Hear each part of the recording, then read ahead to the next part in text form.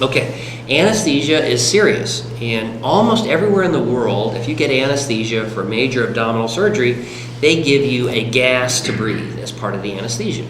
In fact, the very first anesthetic was ether, and that was done back in like 1865 or something like that, before the Civil War, and in Harvard, where they had a dentist give a guy anesthesia, and they took out a tooth or something.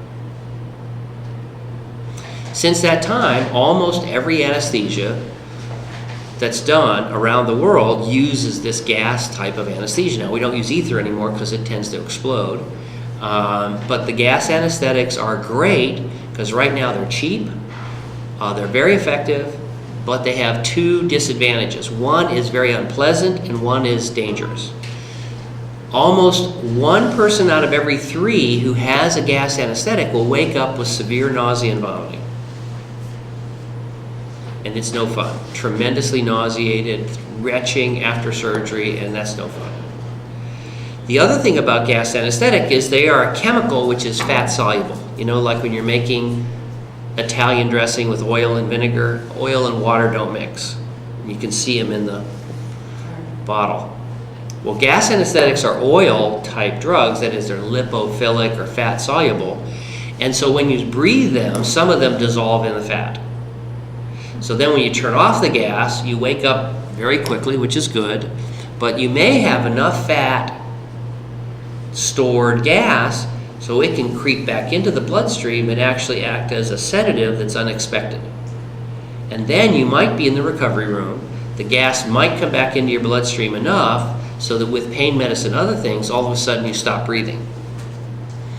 And so there's a danger that could be deadly that the gas could unexpectedly come back into your bloodstream.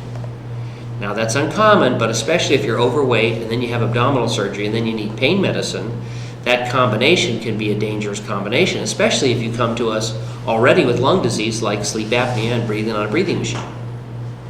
So we don't use gas anesthetics. We use another kind of intravenous anesthesia called TIVA, which is just an abbreviation for totally intravenous drugs.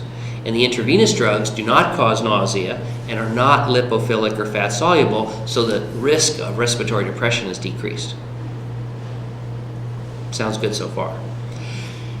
But now there's another area of research because there's another set of drugs we use for most anesthesia, and that's the pain medicines, you know, like morphine and Demerol and Percocet and other narcotics.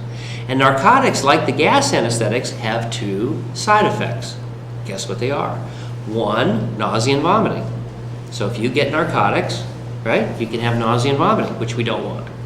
But more dangerous is narcotics depress breathing, just like we talked about the potential risk with gas. So we want, for compassionate reasons, to give our patients lots of pain medicine to take away their pain, but we fear the risk that we could stop their breathing. Okay, so there's a whole area of research now called opioid-sparing anesthesia. That means anesthesia which uses less narcotics. So in your anesthesia today, you're still going to have narcotics as a rescue available. What we'd like to do is give you other drugs that decrease your pain, but not call in the rescue team, or at least call it in with less, so that we have less risk of the respiratory depression and the nausea. And the drugs we're going to use are drugs called ketamine, which is an old-timey drug, which has been around for a while. We're going to use it at a low dose, and it stimulates respiration, stimulates blood pressure, doesn't cause nausea, and decreases the need for narcotics. We're going to use a brand new drug you might not have heard of called Precedex or dexmedetomidine, and that is also a drug that stimulates respirations but gives you good sedation. And then we're going to use a drug you've heard of that you can buy in the grocery store that you have gotten last night called melatonin. Now, in all these drugs, if you give them to patients pre-op and give the other group, without knowing it, a sugar pill, after surgery, they'll have less pain and use less narcotics.